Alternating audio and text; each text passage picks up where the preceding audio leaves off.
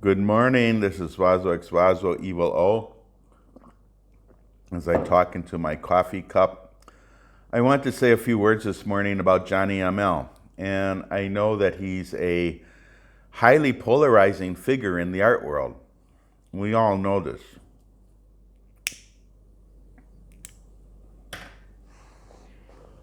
Some people really can't stand him. Some people idolize him. For some people, he's a hero. For some people, he's a pain in the ass. Personally, I really like Johny. I like him as a writer. I think he writes from his heart. I think he really says the way he feels in so many ways. And I think that Johny sometimes hits the nail on the head. You know, when he's talked about me sometimes in the past, sometimes he's been supportive. Sometimes he has trashed me in ways. It doesn't matter. I feel he speaks from his heart, and I think he says what he really means. And that's rare in this day and age. Excuse me, I have to have my morning beady. So anyway, I got my work back from the museum in Kerala that hosted this show, Body. And it was a wonderful show. Johny curated it with Sushma Sabnis. And it looked like, I didn't get to attend it, but it looked like a wonderful show. Catalog's beautiful. When my work first came back, I was going to bitch a little, actually, because, you know, there's a little damage. Some of the corners of my frames were chipped. And then I looked at the catalog and I found some typos. And artists being artists, I was going to bitch because things weren't perfect, you know. But then I started reading Johny's essay, and it is, these things always go out on me if I talk. Anyway, it's really fabulous. So let me read 3 paragraphs that Johny wrote that explains why this exhibition took place. The exhibition Body embodies the theoretical premises set in the first part of this essay. However, the origin of the idea of this exhibition is to be found in the tragic and premature death of an artist named Asanthan, I hope I'm pronouncing that right, on 31st January 2018 in Ernakulam. His life was controversial on many counts. He did not conform to the dominant society. While the majority were behind material success in the art scene, Asanthan remained calm and collected, eking out his income from small-scale works, public commissions, and camps. He was a Dalit, but to challenge the Brahminical society that denied Sanskrit and Vedic education to the Dalits, he, with the help of a converting agency that has not got much traction in the mainstream Brahminical society, converted to quote-unquote Brahmanism, wearing a sacred thread and learning Vedas. He rebelled within an extremely private and esoteric zone. And the public got knowledge of it only with the controversies which ensued after his death. Asanthan was 49 when he died. Kerala Lalit Kala Academy, responding to the demands of the art community in Ernakulam, decided to place his mortal body at the Durbar Hall for the public to pay tribute to the departed artists. Soon all hell broke loose. The temple authorities and the devotees suddenly surfaced at the doors of the Durbar Hall, which is a public sector building now used by the Lalita Kala Academy, and objected to the event, citing that it would pollute the temple and the god. Kerala society was scandalized and it rose up in agitation. The opinions were divided. In the condolence meeting which followed, I, for the first time, publicly declared that what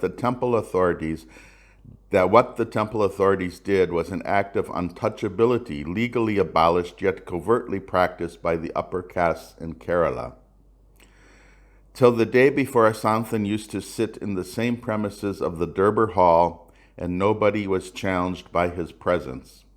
The moment he was dead, suddenly his body became a Dalit body, which could pollute the god. This debate was on for almost 3 months till it died out like any other debate of that quality and quantity would.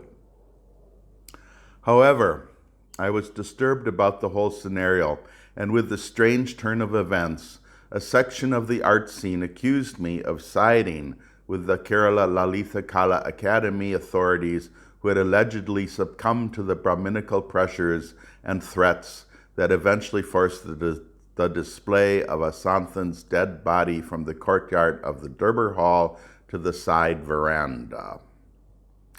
I was the first one to object to such a move, but I was in no position to decide against the Academy's decision. As usual, the art scene found a whipping boy in me, and silently I took the whiplashes without explaining my position beyond a point. In the meanwhile, I articulated a curatorial note in which I placed the human body at the center and invited artists to visually organize their perspectives and positions on the idea of the human body.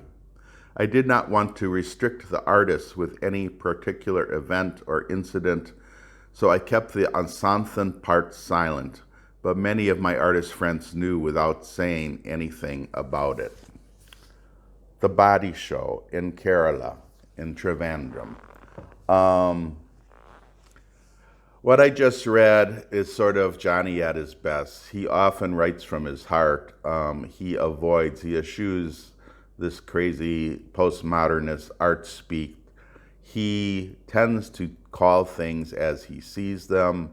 Now, we all know Johny is controversial. We all know that there are pros and cons to Johny ML. But I've been in India, following this art scene for, I always lose track now, 19 years or something like that. And over the years, I know Johny has done some scandalous things, I suppose. But all in all, Johny ML is somebody that I respect. I really do.